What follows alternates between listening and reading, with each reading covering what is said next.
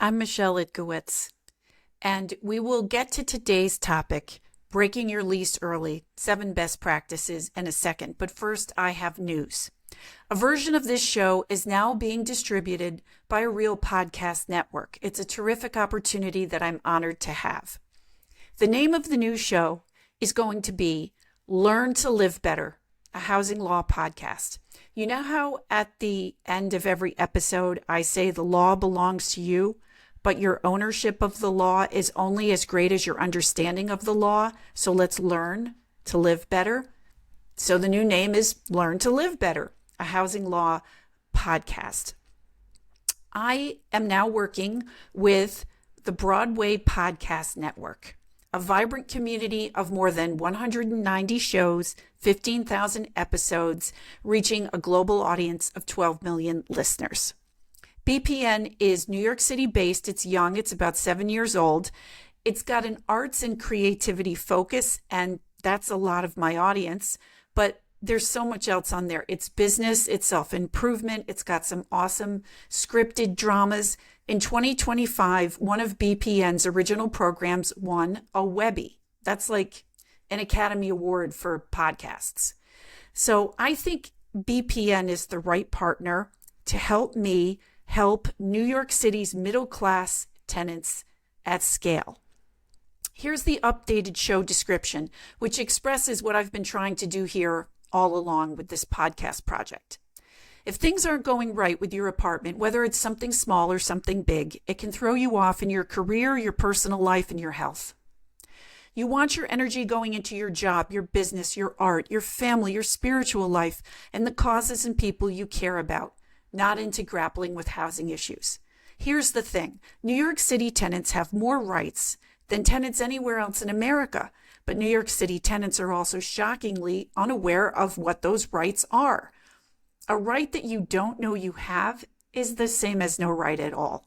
This podcast will change all that. In each episode, we look at current legal cases and statutes and the real-life apartment stories they give rise to here in the greatest city on earth. And every episode ends with a tenant takeaway. So you have actionable information to help you make better choices. And that's the show description. So thank you. I've been completely alone on this project for 2.5 years and more than 50 episodes. I come up with the ideas, I write the scripts, I'm the talent, such as it is, I'm the tech, and I've never spent one dime on advertising, nothing. I didn't even do social media. I didn't have guests to cross-market to their audiences. I didn't publish on a consistent schedule. I did pretty much everything contrary to best practices and all by myself. Yet you gave me the stats that made it possible for a real network to take me seriously enough to give me a shot at hosting and distributing the show. Every episode I ever made, I firmly believe contains content that exists nowhere else. And that's why I made it. You can get bits and pieces of this information here and there, but nobody's pulling these topics together in as comprehensive a way as I am. And with the legal citations and the nuance and the practical tenant takeaways. The only criticism I ever got on this project was somebody telling me to make it dumber. Someone told me the broadcast is too sophisticated for tenants, for regular residential tenants. So needless to say, that is not advice that I followed. I've never asked this community for anything. There's no Patreon, there's no merch. But I'm asking you for something now. If you would find Learn to Live Better, wherever you get your podcasts, wherever you're listening now to Tenant Law Podcasts, Learn to Live Better will be there as well. There's no app, there's nothing to pay for. It's just an additional feed. And then subscribe to Learn to Live Better and like it and give it a good review. But don't stop subscribing here just yet. So that's what I'm asking. Stay subscribed here and subscribe to Learn to Live Better as well. And please like, review, and share, and maybe mention the program on your socials or wherever you think it's appropriate to get the word out so that this information can help as many people as possible.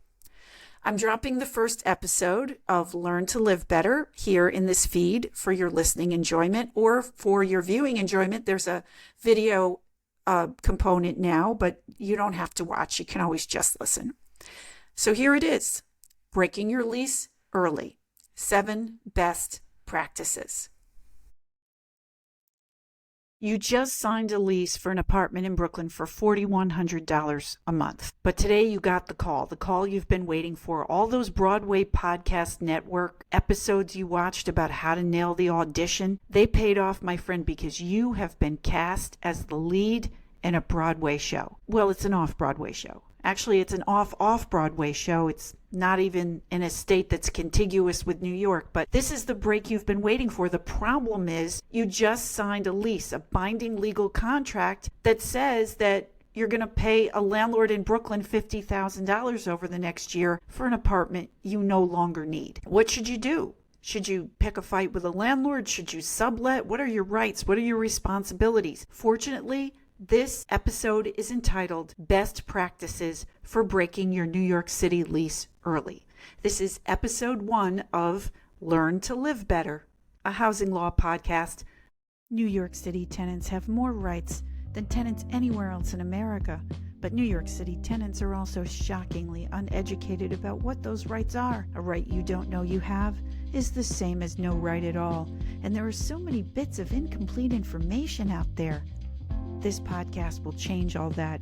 In each episode, we look at current legal cases and statutes and the real-life apartment stories they give rise to here in the greatest city on earth. And every episode ends with a tenant takeaway, so you have actionable information to help you make better choices. The law belongs to you, New York City, but your ownership of the law is only as great as your understanding of the law. So let's learn to live better. I am Michelle Itkowitz, and this is Learn to Live Better, a housing law podcast. Okay, as always, we're going to get started with some context. A lease is a binding legal contract, guys. You can't just decide that you don't want to do it anymore and call up the landlord and say, sorry. What we're going to be looking at is best practices for what you should do from the moment that you decide you're going to break your lease. What steps should you take? What things should you be doing that are going to give you the best chance to win a case if your landlord sues you for the rent?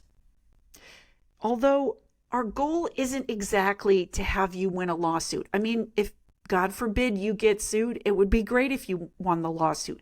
But our real goal is to help you make a deal. That's what you want to do in a lease break situation. As soon as possible, you want to make a deal to put this whole incident in the rearview mirror so you don't have to be worrying about your landlord chasing you for the rent when you're off doing something else, when you've moved on to the next thing in your life. The thing is, your ability to make a deal is dependent on your ability to understand what your rights and responsibilities are. You need to understand what the law says about this, because that's where you're going to find your leverage.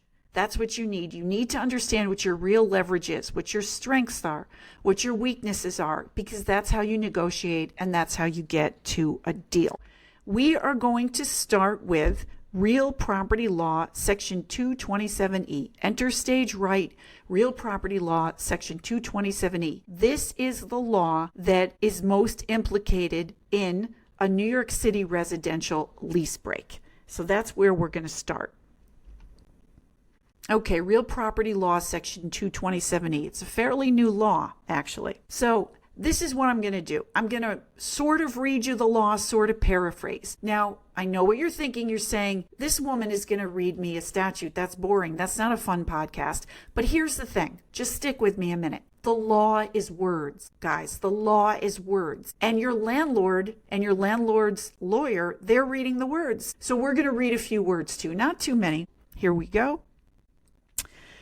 So Real Property Law Section 227E tells us that if a tenant vacates a premises in violation of the terms of the lease, if you break the lease early, the landlord shall, in good faith, and we're going to talk about what good faith means, and according to the landlord's resources and abilities, take reasonable and customary actions to rent the apartment at fair market value or at the rent that you were paying, whichever is lower. In other words, the landlord can't just sit there and do nothing and sue you for the rent when you break the lease. The landlord must attempt to find someone else for the apartment. This is what's known as mitigating the damages. The landlord has the obligation to attempt to mitigate its damages, to lessen its damages. And only when the landlord can't find someone else, then the landlord can go after you. But the landlord must list the apartment for the same rent that you were paying or fair market value, whichever rent is lower. Maybe you're breaking the lease at the 6-month mark and that 6 months made a difference and now the value of the apartment's less. The landlord would have to list it for less in order to satisfy this duty to mitigate, to lessen their damages, which is what they need to do. That's a requirement before they can go after you and sue you and get a judgment against you for the rent. Okay, now this is what we're going to do next. The statute just gives us these words, and that's great. But one thing we did on, the landlord has to make a good faith effort to do this. What does that mean? How hard does the landlord have to work? What steps does the landlord have to take?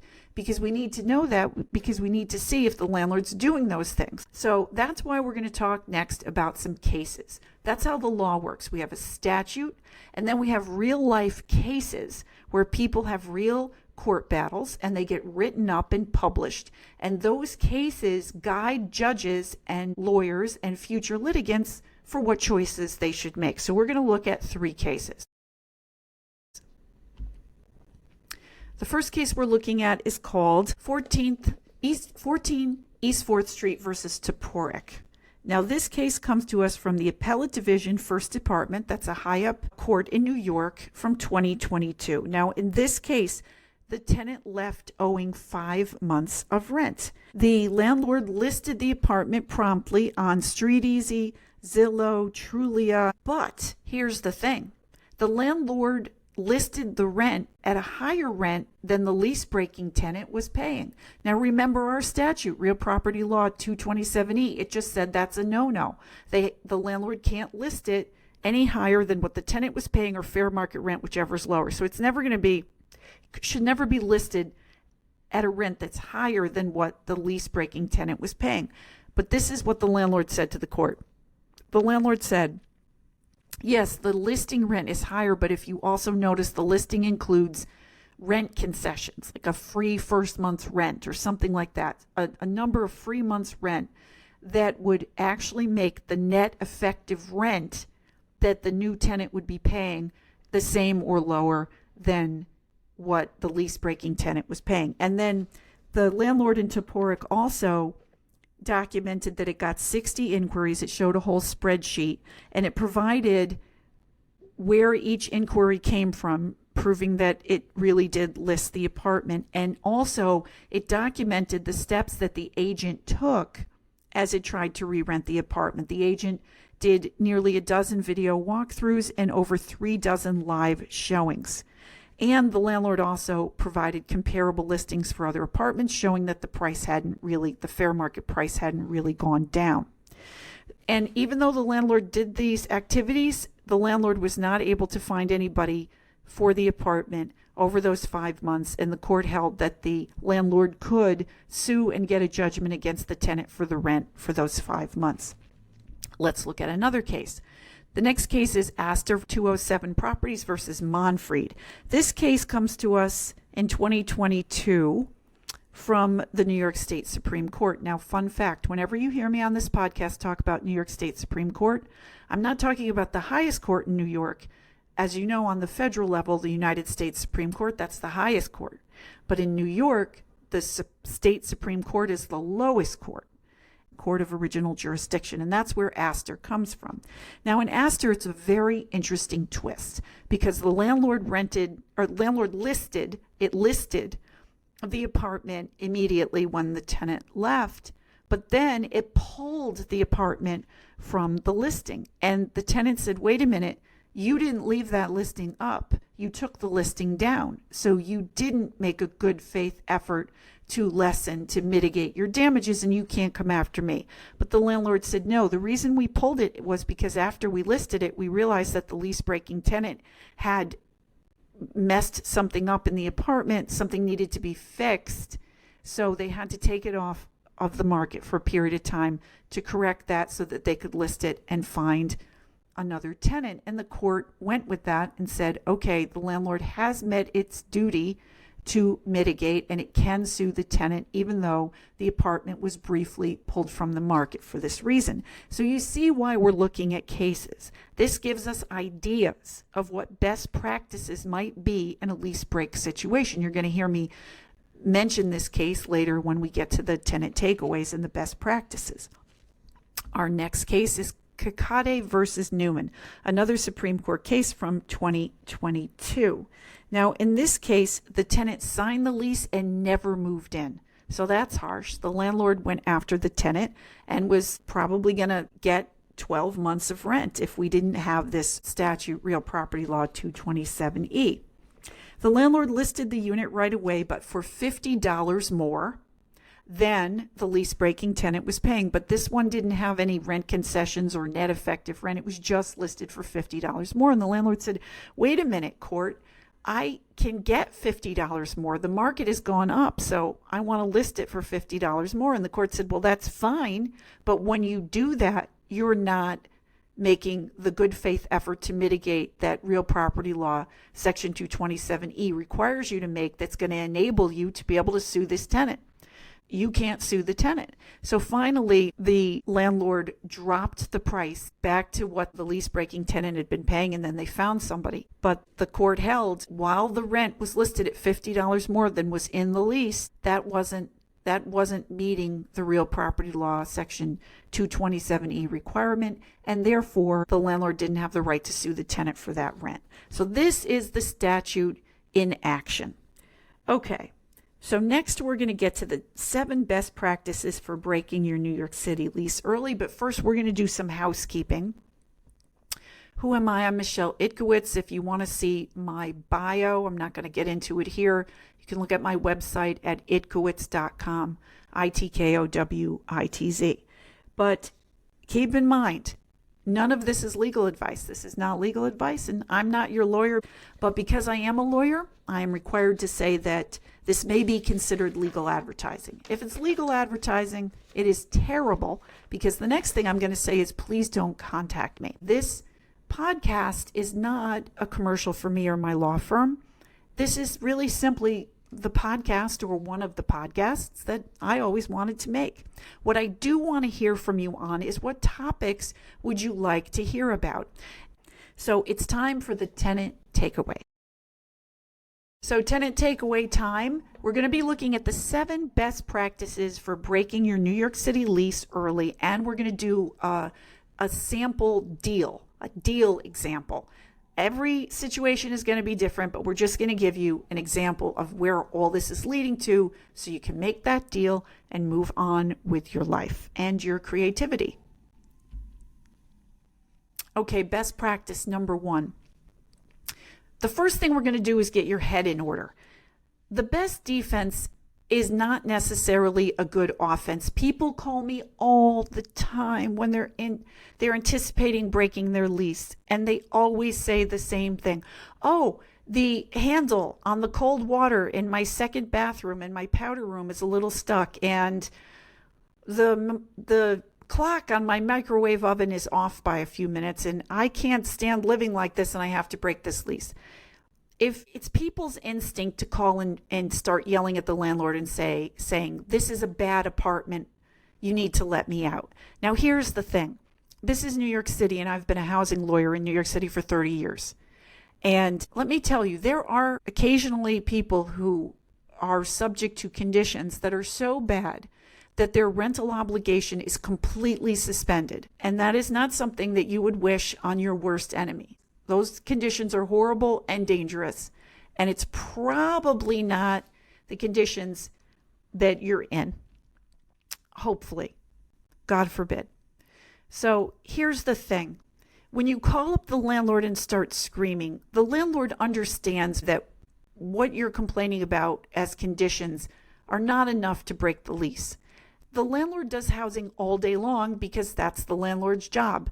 So the landlord knows that you're making a losing argument. And how does that help you in a negotiation to start out looking like you don't understand what's going on? Also, remember I said our goal here is to make a deal, and the landlord is who you need to make a deal with. So starting off by beating up the landlord, the person you need to make a deal with, that's probably not the best place to start. So best defense is not always a good offense in the lease break negotiation world. On top of that, I'm also going to suggest that you try to be part of the solution. So the landlord's going to want to show the unit as soon as possible, and that might be very inconvenient for you, especially if you're moving, but that's too bad. Cooperate with as many showings as possible, because if the landlord finds someone, you're off the hook. Also, let's say there is something broken in the apartment, like maybe there's a broken window or something.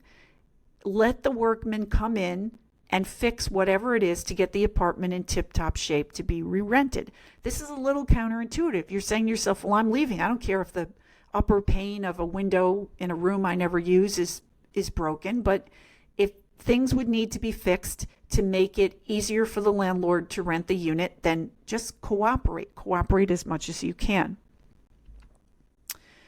Next, if you don't have a deal by the time you vacate, make sure you document your exit. Let the landlord know you're gone. The landlord's duty to mitigate is not going to kick in until the landlord knows that you're not in the apartment anymore. If they can't rent an apartment that they think you're still in. Don't do the thing where you just leave the keys on the super's desk or something like that.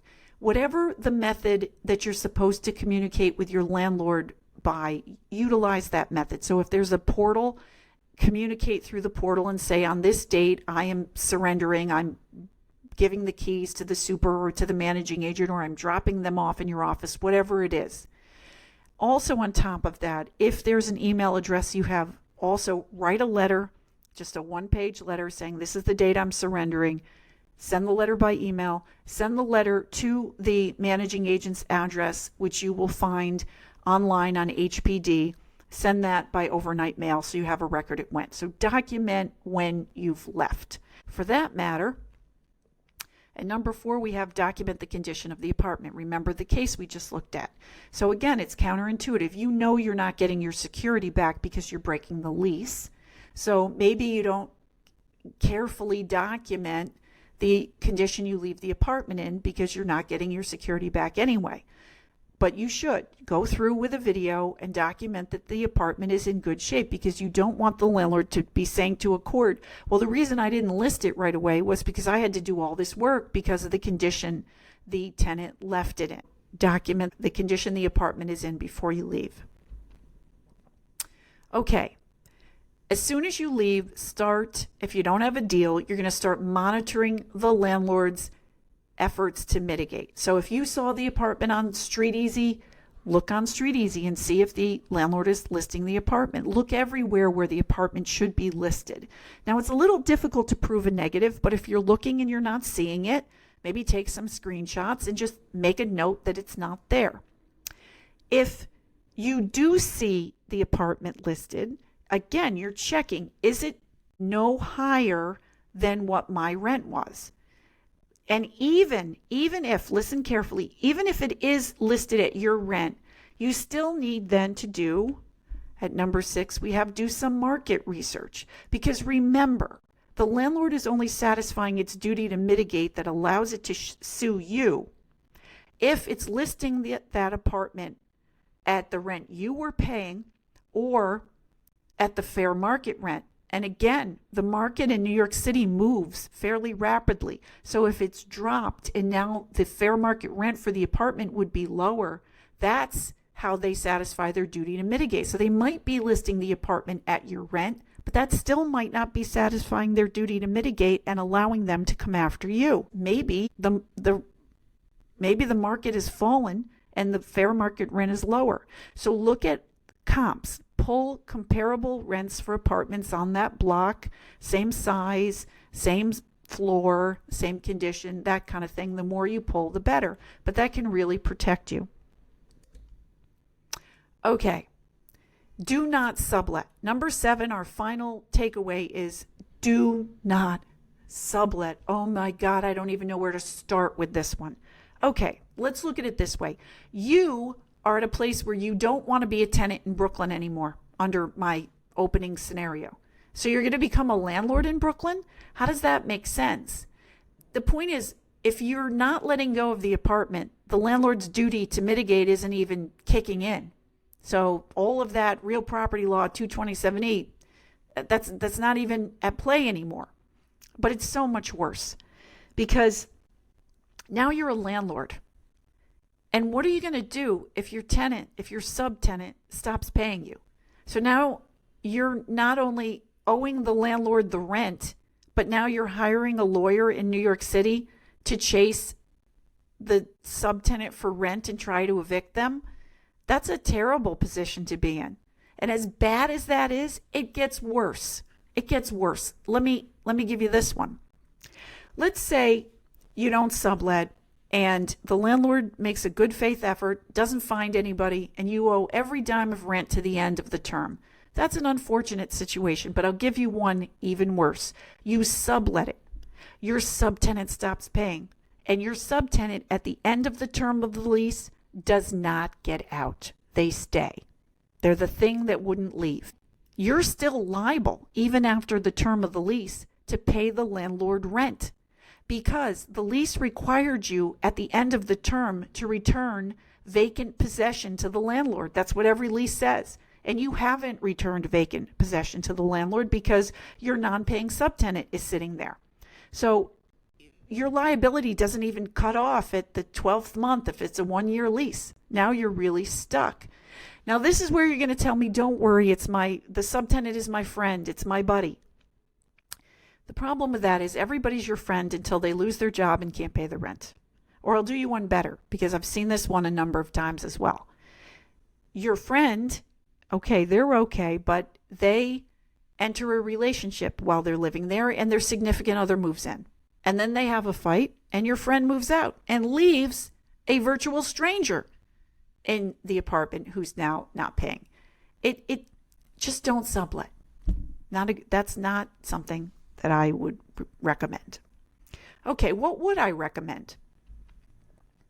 Let's look at an example of what I would call a good deal. And again, every situation is completely different. I just wanted to leave you with something. How would this look? Where are we going with this? All right, this is just an example. So let's say that you're 3 months into a 12-month lease when you want to break the lease, when you get your big break in your off-Broadway show. Okay. You say to the landlord, how about this? Landlord, keep the security and I will pay 3 more months rent all at once before I leave. That gives you 7 months of rent. You've got my first 3, you've got my security, you've got the 3 I'm paying now. And you will certainly rent this apartment in the next 4 months after I leave. So you won't lose anything, you'll actually be ahead.